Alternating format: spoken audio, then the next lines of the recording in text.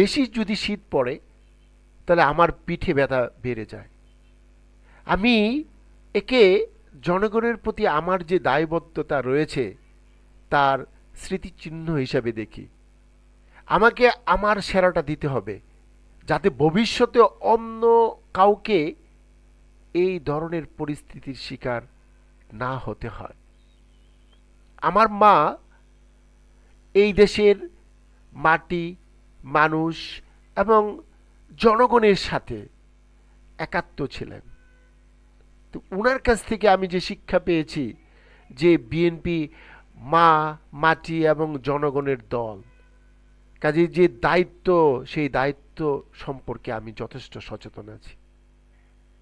আর আমি এই যে যে আমার পরিকল্পনা, রাষ্ট্রের পুনঃসংস্কারের যে পরিকল্পনা, দেশ গড়ার জন্য যে পরিকল্পনা আমি অলরেডি জনগণের কাছে অ্যাড্রেস করেছি, তার যদি 30 ভাগও আমি বাস্তবায়ন করতে পারি, আমি নিশ্চিত বাংলাদেশের মানুষ আমাকে সমর্থন করবে।